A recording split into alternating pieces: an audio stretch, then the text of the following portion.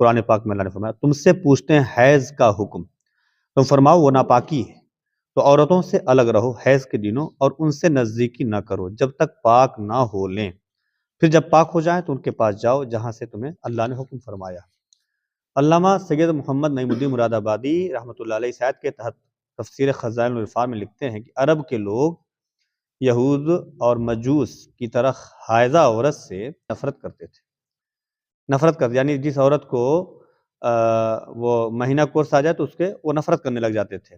ساتھ کھانا پینا ایک مکان میں رہنا گوارا نہ تھا، بلکہ شدت یہاں تک پہنچ گئی تھی کہ ان کی طرف دیکھنا اور ان سے بات کرنا بھی حرام سمجھتے تھے۔ اور نصارہ یعنی کرسچن اس کے برعکس حیض کے ایام میں عورتوں کے ساتھ بہت محبت سے مشغول ہوتے تھے اور اختلاط یعنی میل جول میں بہت زیادہ مبالغہ کرتے تھے۔ مسلمانوں نے حضور صلی اللہ علیہ وسلم سے حیض دریافت کیا تو اس پر یہ آیت نازل ہوئی جو ہم نے ابھی پڑھی، اور افراط و تفریط یعنی بڑھانے گھٹانے کی راہیں چھوڑ کر اعتدال میانہ روی یعنی بیچ کی راہ کی تعلیم فرمائی، اور بتا دیا گیا کہ حالت حیض میں عورتوں سے مجامعات یعنی صحبت ممنوع ہے۔ بالغہ عورت کے آگے کے مقام سے جو خون عادت کے طور پر نکلتا اور بیماری یا بچے پیدا ہونے کے سبب سے نہ ہو تو اسے حیض کہتے ہیں۔ اس کے بہت فوائد بھی ہیں۔ حیض کے ماہواری ایام سے ہونا، مہینہ آنا، مہینے سے ہونا، باری کے دن اور منتھلی کورس وغیرہ کے الفاظ بھی بولے جاتے ہیں۔ حیض کیوں آتا ہے، اس کی حکمت کیا ہے؟ بالغہ عورت کے بدن میں فطرتاً ضرورت سے کچھ زیادہ خون پیدا ہوتا ہے کہ حمل کی حالت میں وہ خون بچے کی غذا میں کام آئے اور بچے کے دودھ پینے کے زمانے میں وہی خون دودھ ہو جائے۔ اگر ایسا نہ ہو تو حمل اور دودھ پلانے کے زمانے میں اس کی جان پر بن جائے۔ یہی وجہ ہے کہ حمل اور ابتدائے شیر خارگی یعنی دودھ پلانے میں خون نہیں آتا، اور جس زمانے میں نہ حمل ہو اور نہ دودھ پلانا، تب وہ خون اگر بدن سے نہ نکلے تو قسم قسم کی بیماریاں پیدا ہو جاتی ہیں۔ جیسا آج کل میڈیکل آپ جب رپورٹ دیکھیں گے، جن عورتوں کو ماہواری نہیں آتی ہے ان کے حالات بہت خراب ہوتے ہیں۔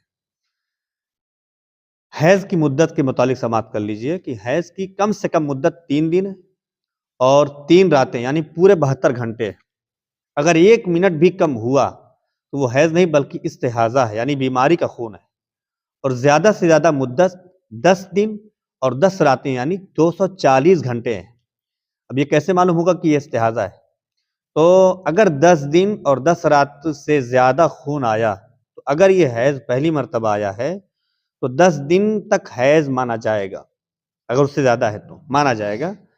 10 دن اس کی زیادہ سے زیادہ مدت ہے، اس سے زیادہ نہیں ہو سکتا۔ اس سے زیادہ جو اتنا آیا ہے وہ استحاضہ ہے، باقی 10 دن تک آپ حیض مانیں گے اگر وہ پہلی بار آیا، اور اس کے بعد جو خون آیا وہ استحاضہ ہے۔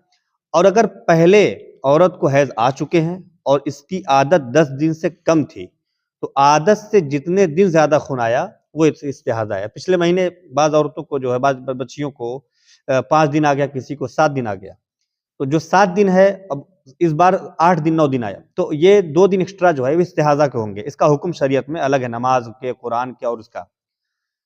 اور اگر پہلے عورت کو حیض آ چکی ہے، بتا چکا ہوں، جتنے دن زیادہ خون آیا وہ استحاضہ۔ مثال کے طور پر کسی عورت کو ہر مہینے میں 5 دن حیض آنے کی عادت تھی، اب کی مرتبہ 10 دن آیا، یہ 10 دن حیض کے مانے جائیں گے، یعنی 10 دن کی مدت مانی ہے شریعت میں، اور کم سے کم 3 دن کی مانی ہے۔ ان دونوں کے بیچ میں جو ہوتا ہے اس میں مسئلہ ہے، اگر 10 دن آ گیا تو 10 دن حیض کے مانے جائیں گے۔ البتہ اگر 12 دن خون آیا تو عادت والے 5 دن جو پچھلے مہینے آئے تھے حیض کے مانے جائیں گے، اب 7 دن استحاضہ کے ہو جائیں گے۔ ابھی 10 دن کے اعتبار نہیں، ابھی 7 دن پورے جو ہے استحاضہ کے ہیں۔ اور اگر ایک عادت مقرر نہ تھی بلکہ کسی مہینے 4 دن، کسی مہینے 7 دن حیض آتا تھا، تو پچھلی مرتبہ جتنے دن حیض کے تھے وہی اب بھی حیض کے دن مانے جائیں گے، اور باقی دن استحاضہ کے ہوں گے اور استحاضہ کا خون ہوگا۔ استحاضہ جو خون بیماری کی وجہ سے آئے اس کو استحاضہ کہتے ہیں۔ اس کا حکم شریعت میں بالکل الگ ہے۔ حیض کے دنوں میں نماز معاف ہے اور روزوں کا مسئلہ الگ ہے، استحاضہ میں مسئلہ بالکل مختلف ہے۔ ام المومنین سیدتنا ام سلمہ رضی اللہ عنہا سے روایت ہے کہ رسول اللہ صلی اللہ علیہ وسلم کے عہد مبارک میں ایک عورت کے اگلے مقام سے خون بہتا رہتا تھا۔ اس کے لیے ام المومنین حضرت سیدتنا ام سلمہ رضی اللہ تعالی عنہا نے حضور سے فتویٰ پوچھا، تو ارشاد فرمایا کہ اس بیماری سے پہلے مہینے میں جتنے دن اور راتیں حیض آتا تھا ان کی گنتی شمار کر کے مہینے میں انہی کی مقدار نماز چھوڑ دے، اور جب وہ دن جاتے رہیں تو غسل کرے اور شرمگاہ پر کپڑا باندھ کر نماز پڑھے۔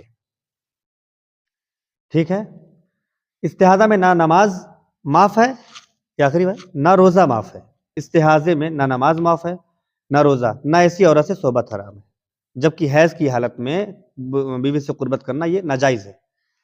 مستحاضہ یعنی کا کعبہ شریف میں داخل ہونا، طواف کعبہ، وضو کر کے قرآن شریف کو ہاتھ لگانا اور اس کی تلاوت کرنا، یہ تمام امور بھی جائز ہیں۔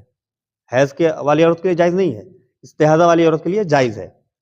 استحاضہ اگر اس حد تک پہنچ گیا کہ بار بار خون آنے کے سبب اس کو اتنی مہلت نہیں ملتی کہ وضو کر کے فرض ادا کر سکے، تو نماز کا پورا ایک وقت شروع سے اخیر تک اسی حالت میں گزر جانے پر اس کو معذور کہا جائے گا۔ یعنی اب یہ عورت مجبور ہو گئی شریعت کی نگاہ میں، ایک وضو سے اس وقت میں جتنی نمازیں چاہے پڑھے، خون آنے سے اس کا وضو نہ جائے گا۔ جیسے ظہر سے لے کر کے عصر تک مسلسل خون آتا رہا اس کو، تو یہ پورا وقت اس کا ایک ٹائم کا دوسرے ٹائم ٹچ کر گیا، اور اس میں اس کو ٹائم ملا ہی نہیں کہ وضو کر کے وہ کچھ کر سکے۔ یہ عورت اب شریعت کے نگاہ میں اب مجبور ہو گئی، معذور ہو گئی۔ تو اب اس کو کیا کرنا ہے کہ ایک وضو سے اس وقت میں ایک وضو کر لے ظہر کا، اس وقت میں جتنی نمازیں چاہے پڑھے، خون آنے سے اس کا وضو نہیں جائے گا، وہ معاف ہے اس کے لیے۔ جیسے ہی عصر کا وقت داخل ہوتا ہے پھر دوسرا وضو کرنا پڑے گا۔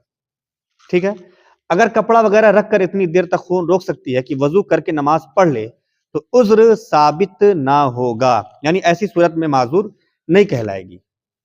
سمجھ آ گئی بات کہ اگر کپڑا وغیرہ سے اس کو روک سکتی ہو اور وضو کر کے نماز پڑھ سکتی ہو، تب وہ معذور نہیں ہے کہ وہ عمل کرے، یعنی کپڑا لگائے اور وضو کرے اور نماز پڑھ کے فارغ ہو جائے، اب وہ چیز ہے۔